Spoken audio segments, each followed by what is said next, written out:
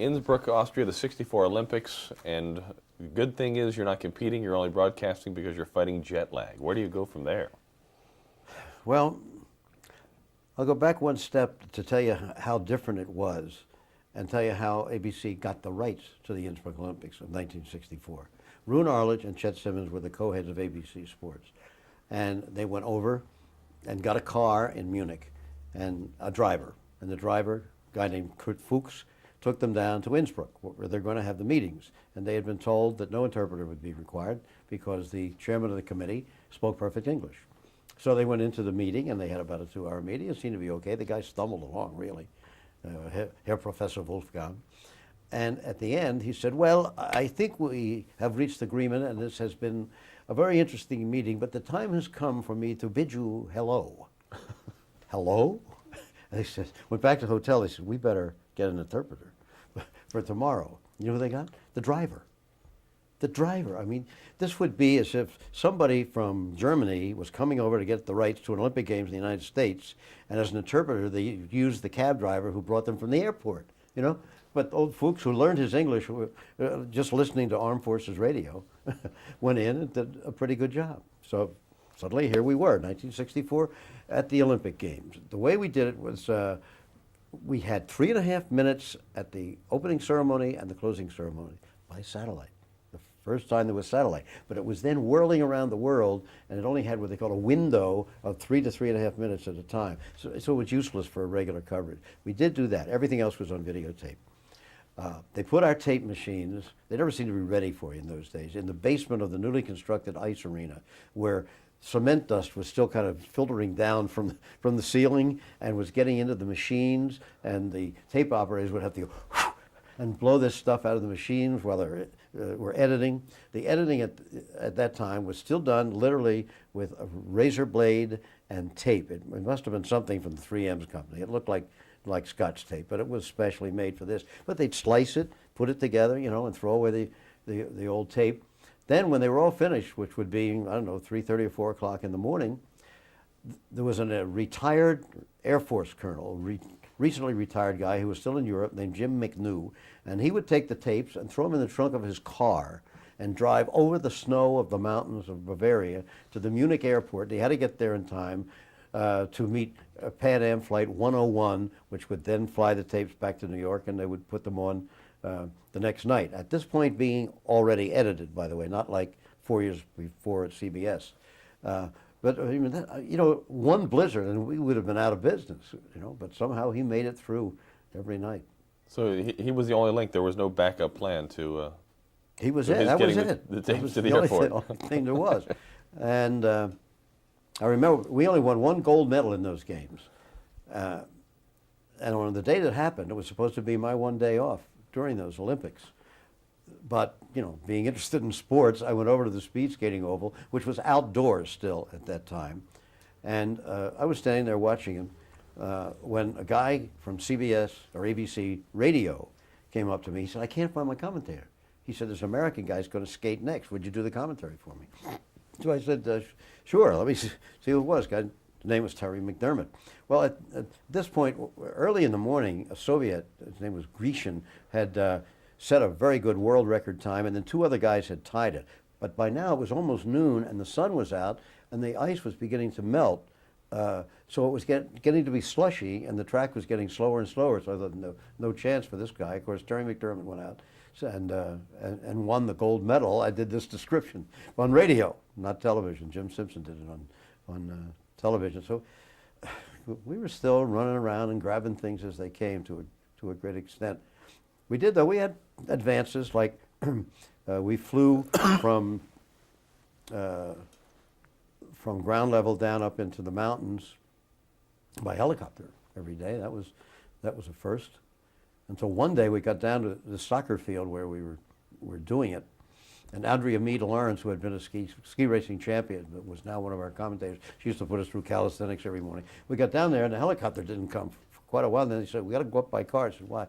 So New York Times was doing a story about Roone, and they wanted a picture flown to the airport in Lyon. We said, great for Roone, you know.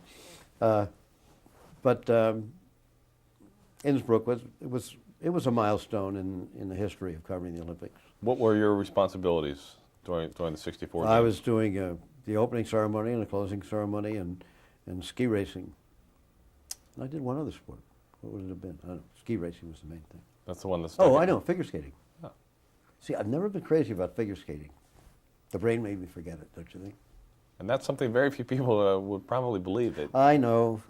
People think and I don't mean to say the wrong thing. Certainly I've met a lot of interesting and smart and good people in figure skating and in gymnastics, but I've always been bothered by the fact that these kids have a lot of them anyway, basically their childhood taken away from them. There are, among the good people, a certain number of show business mamas and show business papas who push the kids too hard, that sort of thing. So for that reason, although I did it for 30 years, in the back I was always bothered by it.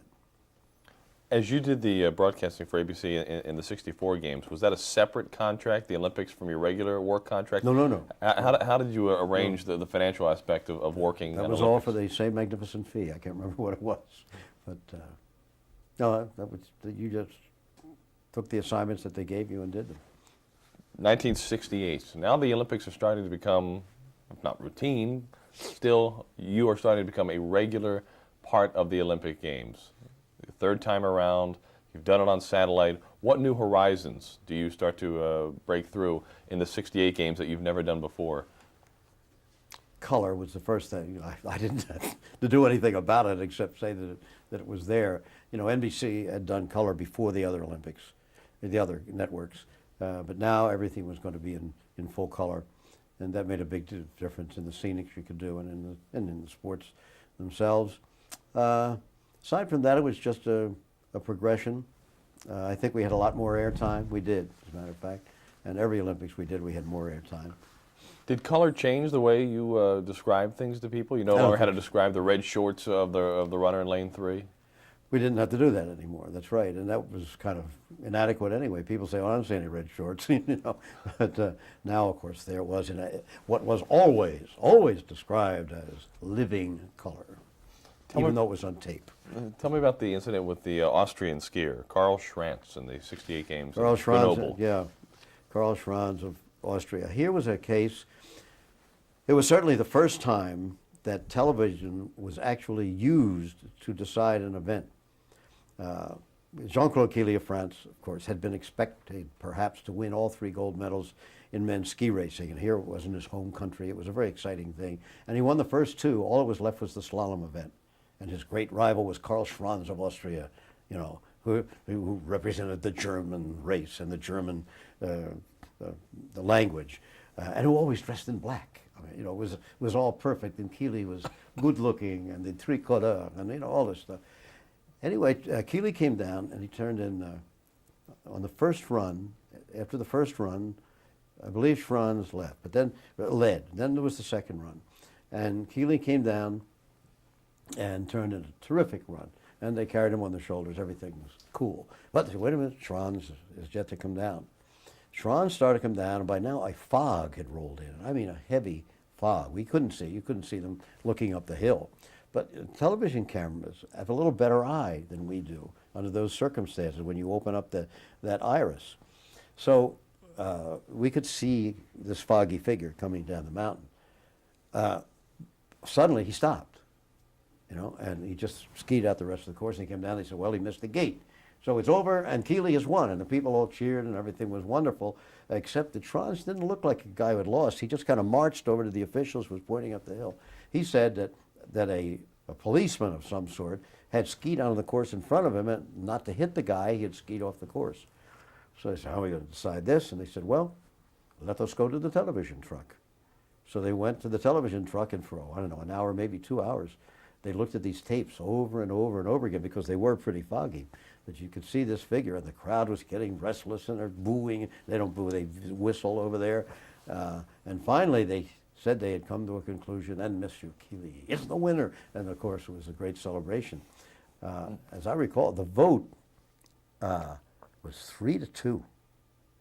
And the 3 voting for him, I think, were an Englishman, and 2 French, something like that. Anyway, the 3 voting for him, you would expect to vote for him, and the 2 voting against him, you would expect to vote against him. So there's always been a bit of controversy. But Jean-Claude Keeley was such a great guy, I believe it, just the way it turned out.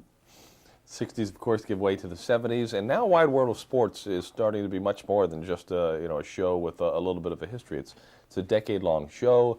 You've been at the network now for 2 decades. Do you sense a little difference in the stature and the status as you travel the world of what this show has started to mean to America? Yeah, and I think the more Olympics we did, the more prestige attached to Wide World, because many of the sports we developed in Wide World are in the Olympic Games. That was a big part of it, I think. As for me personally, the big thing were the 72 games in Munich. In a way, I hate to admit it, that something so terrible as the murder of Israeli members of the Israeli Olympic team advanced my career, but it did. And Roone once again picked me out to do that. And I was not the host of those games. Chris Schenkel was the host of the games of our nightly 3-hour show. But suddenly one morning, again, it was my one day off during the games. Margaret and I were going to go up in the mountains and get lunch someplace in the Alps. But at a very early hour, the phone rang, and Jeff Mason, who was Roone's right-hand man at those games, said, terrorists have invaded the Israeli team headquarters, Jim. They've killed 1 man already. They're threatening to kill 1 every hour. Roone wants you to stand by. We'll be going on the air. He wants you to host the show. So he said, I'll call you back. So I did what I've been doing. I went down to the pool in the hotel and took a sauna and had a swim. I've been doing that every morning. And again, a phone call. He said, Jim, get on your horse and get out of here. We're going on the air in 45 minutes. Gives you a pretty good idea of how much you could concentrate on something to the exclusion of everything else. That it wasn't until I came back to my hotel room almost a day later at 4 o'clock in the morning and got undressed that I realized I still had a damp bathing suit on, under my regular clothes. But when I got out there, things were already well underway. Jeff Mason, I think, and Marvin Bader, who was our vice president in charge of Olympic organizing, they'd been out there early, and they got the technicians to push 1 camera out of the studio and up on a little knoll there. They could see down to 31 Connolly Strasse, where the hostages were being held. That was the only camera for 16 hours. That was the only camera we had. There was another one on a tower, and we could take that shot, but only when the Munich police said we could take it. They were controlling it. They were afraid, that somehow it would get on German television, and that the terrorists could see it in the headquarters, to see what was going on. But we had the 1 camera, 16 hours of live television, and I remember during the first hour, it occurred to me that there was a young guy in there named David Berger from Shaker Heights, Ohio, the son of a doctor out there. And he was an American, but he had emigrated to Israel and was a member of the Israeli team. He was a weightlifter. And I thought, I know his name was on the list. He's in that room. And I thought, I'm going to be the guy to tell that family in Shaker Heights, Ohio, whether their son and brother is alive or dead. And that was on my mind all day long, I remember. And of course, eventually I had to tell them the worst possible news because they were all killed at the airport that night. As this day unfolds, to look back on your Olympic career so far, you have seen television's involvement in the games go from tape to live, from black and white to color, from satellite minutes that last 3.5 minute windows to 3.5 hour broadcast. Suddenly, you have gone from the outcome of games to life and death. What in your broadcasting background up to this point has prepared you to handle this leap of telling a family, a brother, a father, a world, whether these athletes live or die? Well, when I was a police reporter on the Baltimore Evening Sun, I remember an incident where the city editor called me over and he said, Jim, he said, there's a man named so-and-so, lives in Guilford, which is the most affluent suburb of Baltimore.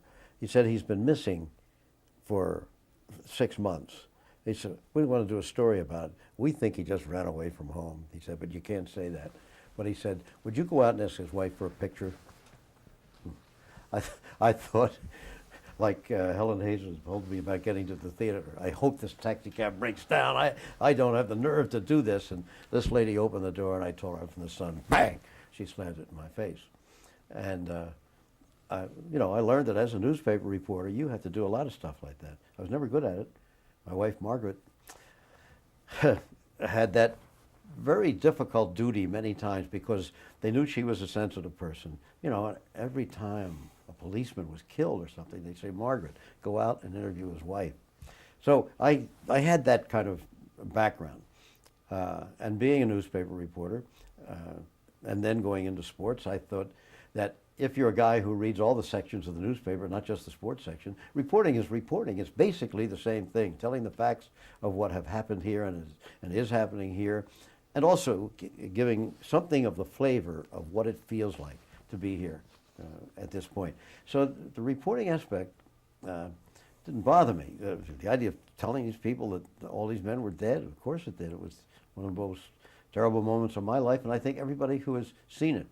I've been amazed since I wrote my book, you know, it came out last May, how many people, when I'm at autograph signing sessions, say, oh, I'll never forget the Munich tragedy. And I'll look at the guy and I'll say, well, how old were you?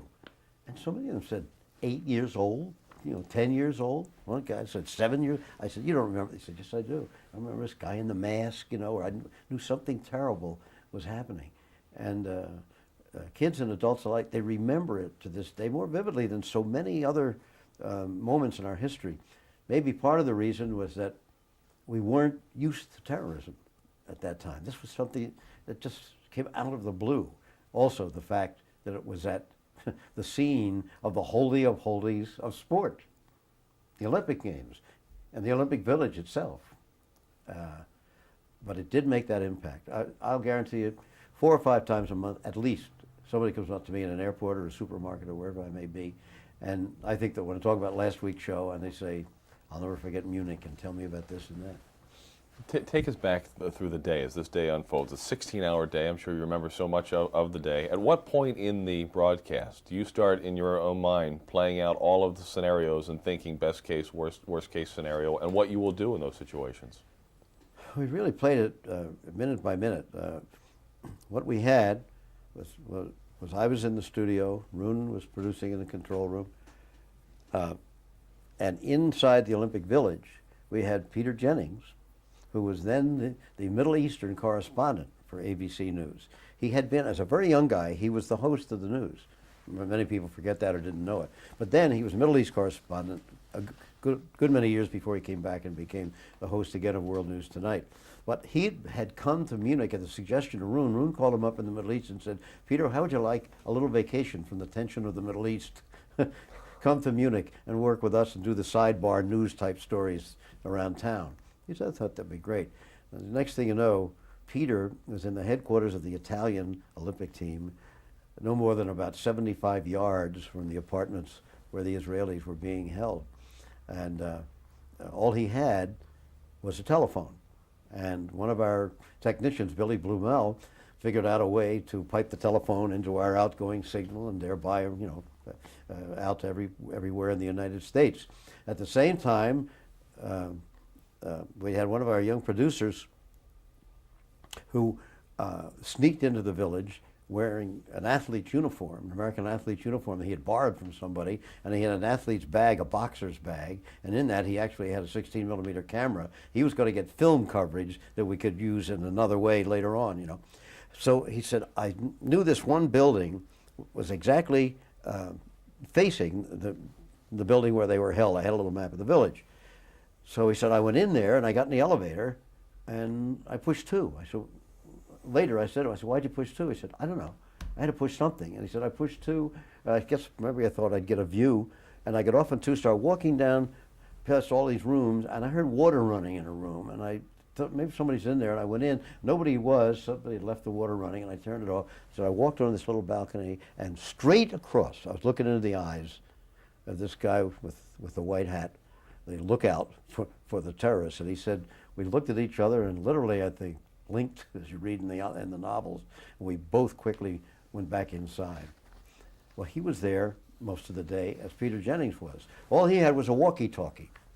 And we couldn't figure out how to put that on the air. So he would talk back and forth to Peter Jennings, and Jennings would hold the phone up to the walkie-talkie, and it would go through the phone then back to the headquarters and out over the air.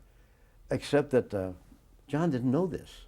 And at one point when we were in the commercial, Peter said, hey, he said, you were calling them Arabs. He said, don't call them Arabs. They don't like that. They're Arabs.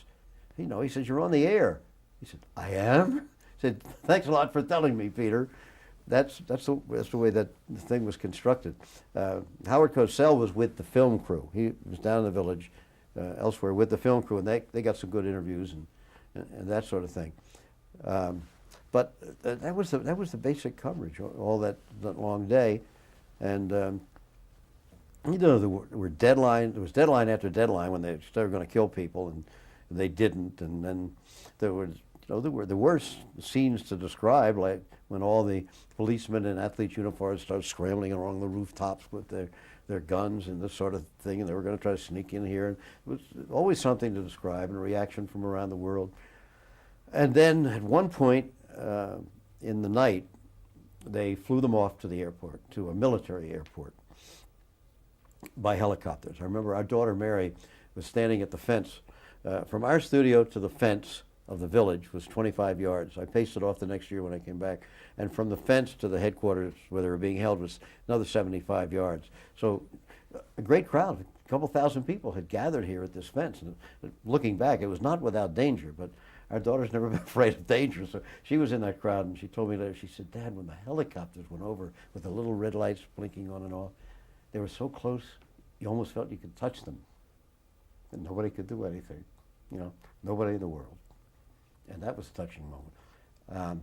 But they went out to the airport. Now there's no handheld cameras. There's none of the equipment that we have nowadays. So we have no coverage out there. Wouldn't have been able to get into the airport anyway because the cops sealed off the airport. No reporters were allowed in. And there was all kinds of stuff about trying to get information. Lou Ciaffi, who was then the Bonn correspondent for ABC News and had brought his wife down for a little vacation at the Olympics, he went out to the airport. He couldn't get in, but he came back into the studio where Peter had come by now and Chris Schenck, and we're sitting around talking about this and conjecturing. And Lou said, I heard an explosion and I heard gunshots, but that's all I know. At this point, Marvin Bader, the guy who was our vice president in charge of organizing the Olympics, who had been over there many times from the previous 2 or 3 years, said to a guy he knew who was the head of publicity or public relations, whatever you want to call it, for the Olympic Games, he said, I've got to know. He said, Otto, we have to know. He said, because in New York they're threatening to put us off the air. I don't know how they could have done that, but Roon told him to say that, I think. But he said, they're threatening to put us off the air. And that meeting of your officials just keeps going on in the other room. He said, well, they're coming out now. And as they came out, he said, well, find out for me. He said, I can't. The Minister of the Interior is going to tell. He's going to have a press conference. The Minister of the Interior got up there, and instead of saying what had happened at the airport, he started way back at the beginning, that early morning before, an hour by hour. Everybody knew these things, and reporters started shouting, what happened at the hostages? What happened at the airport? And he just kept going, and Marvin said, this guy, Otto Kench was his name, he said, Otto, you gotta tell me. They were eyeball to eyeball. He said, Marvin, I can't. He said, you gotta tell me as a friend. He said, Marvin, they're all dead. And Marvin said, who? He said, the hostages. And of course, then he told Roon by his walkie-talkie, and Roon told me in my ear, and that was a moment when I had to turn to the camera and say they're all gone. So it was some day, but as maybe you can notice, it kind of tears me up a little bit even now. I would think over the course of that day, as I recall some of it, you would share with the viewing audience who these athletes were, who the hostages were, and oh yeah, you got to know their biographies. And we had a couple who had escaped from the room who were on live with us and that sort of thing. By the end of the day, did you feel a strong sense of connection with those athletes? Because, well, particularly with this right. guy from the United States, David Berger, because we had him on. I think we'd interviewed him, and we were familiar with him before then. But some of them had been in the Holocaust. Some of them come from Russia. They came from all over the world, of course, as the state of Israel was formed. We had one man into the studio named Tuvia Sokolsky, I remember. And I said, well, your colleagues are still being held. But, what do you think? If you were in the room right now and you could make the decision, what would you do? Would you give in or what? And he said, I have always said that we will never give in to these people who will only fight us when they have guns and we do not. But all I feel in my heart right now is I want my comrades to live. And that was the way everybody felt. But in the end, I think the Germans did the right thing. They tried to do the right thing. Terrorist control was not a science at that point as it is today. It was pretty much brand new.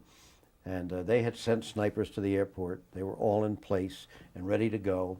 And when the helicopter came and landed, the idea was that they would let two of the terrorists go to the 727 airplane they had ordered up, to take them someplace, an undisclosed designation. To let two of them go over to make sure this airplane was not a trap or something like that. And then on the way back, they would shoot them. And on the way back, they did shoot him, and one of them they got, the other one they didn't. He threw a hand grenade into the helicopter. That's when all the guys were killed. As you turn to the camera, as Rune Arledge tells you in your ear, they're Yeah. gone. They've killed the hostages. Yeah. Going back to from what Arthur Godfrey first told you, always talk to one person, to Yeah. your thoughts of David Berger's father. Who were you talking to Well, when you I looked at the said, camera? what I said was, when I was a kid, my father always told me that our greatest hopes and our worst fears are seldom realized. Tonight, our worst fears have been realized.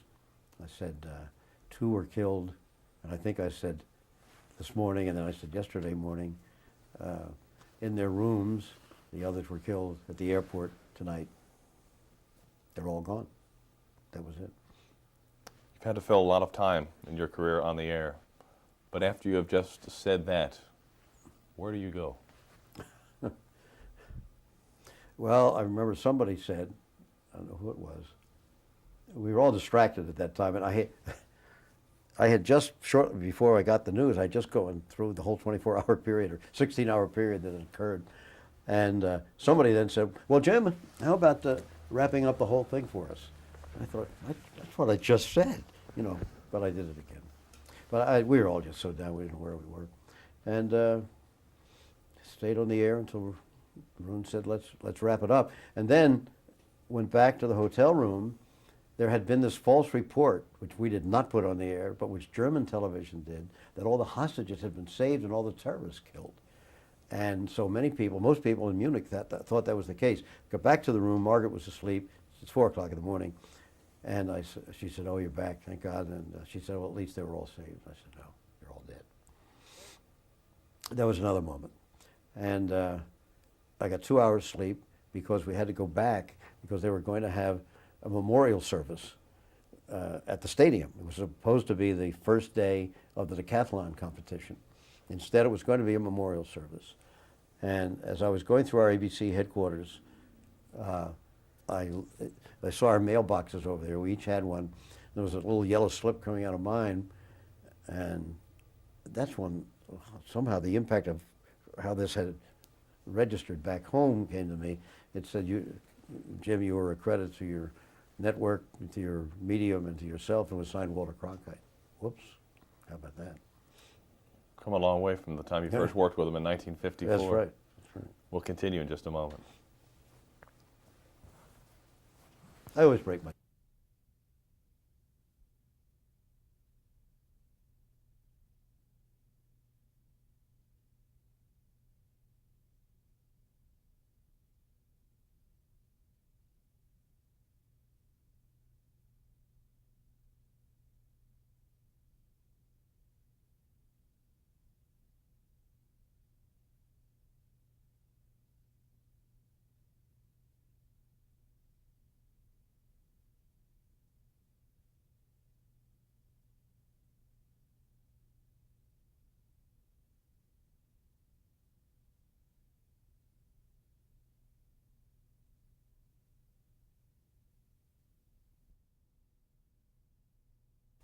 That was it.